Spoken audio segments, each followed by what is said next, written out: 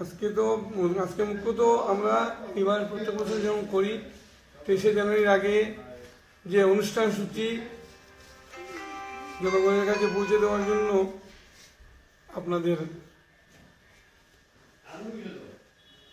দায়িত্ব, এই জন্যই আপনাদেরকে ডেকেছি সহযোগিতা চেয়ে।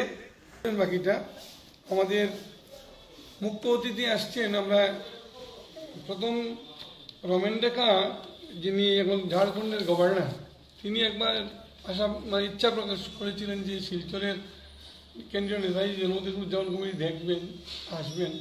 আমরা চিঠি পাঠিয়েছিলাম, উনি আগে আর একটা প্রোগ্রাম রেখে দেওয়া হয়, উনি রাজভবন থেকে চিঠি আসছে যে উনি আসতে পারছেন না, আমাদের শুভেচ্ছা জানিয়েছি। সেই পরিপ্রেক্ষিতে আমরা রবীন্দ্রনাথ ঠাকুর বিশ্ববিদ্যালয়ের যিনি উপাচার্য ডক্টর মানবেন্দ্র দত্ত চৌধুরী, তিনি এই মাঠের যে মুখ্য অতিথি গোষ্ঠী তিনি উপস্থিত থাকবেন কনফার্ম করেছেন। বাকি অনুষ্ঠানমালার মধ্যে মেজর পরিবর্তন হলো এইটা, আপনারা যে প্রিন্টেড ইয়েটা পেয়েছেন, এখানে আছে যে রাঙ্গিরখাড়ি রোটারিতে মাল্যদান হবে। কিন্তু যেহেতু রাঙ্গিরখাড়ির নবনির্মিত যে মূর্তিটা বসার একটু আর সময় লাগবে, অনেকগুলা কাজ এই ব্যাপারে আমি বলে দিচ্ছি। এখানে ইউটিলিটি শিফটিংয়ের যে মেজর কাজগুলো ছিল, এই ইলেকট্রিক্যাল লাইন, হাই মাস্ট, এগুলো সব সরানো হয়ে গেছে এবং সবচেয়ে বড় কথা এভিকশন করতে অনেক সময় গেছে।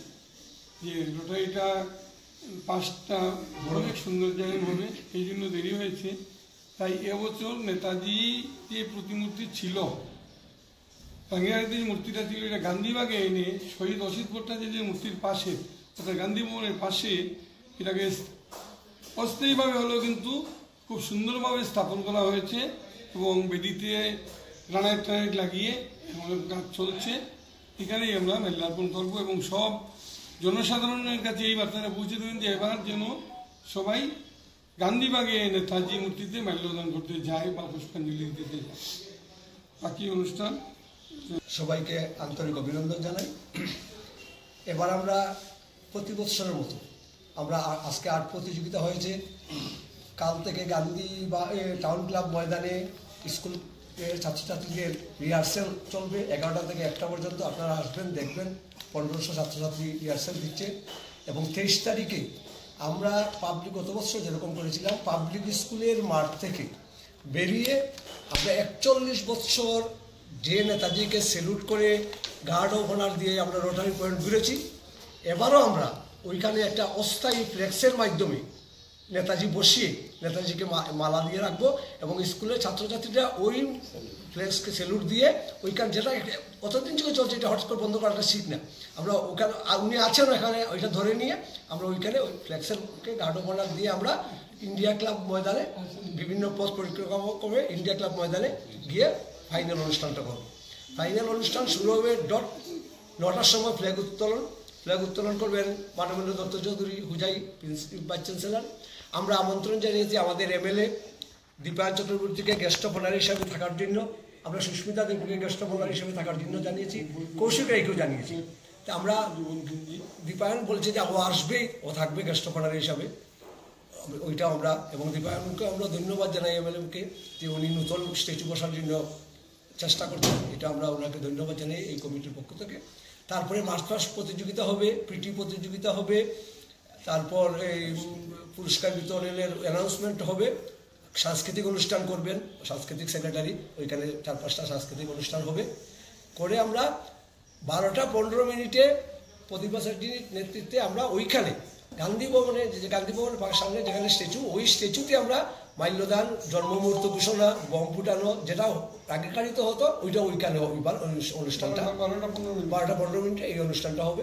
সন্ধ্যায় সাংস্কৃতিক অনুষ্ঠান 23 তারিখ আছে এবং একটি আলোচনা আছে বর্তমান পরিপ্রেক্ষিতে,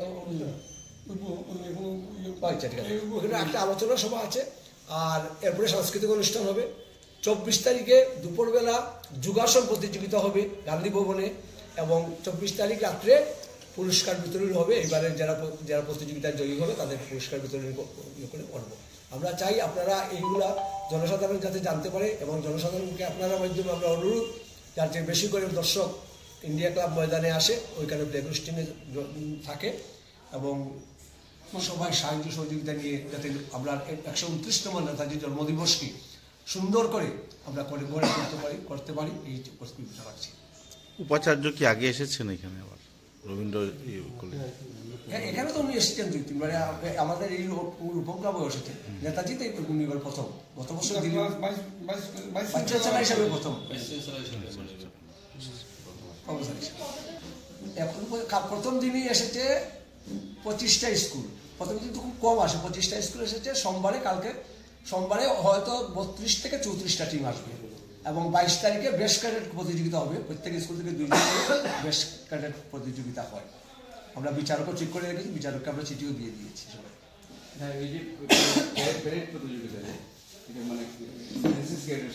না, এটা আমাদের স্কাউট অ্যান্ড গাইড হয়।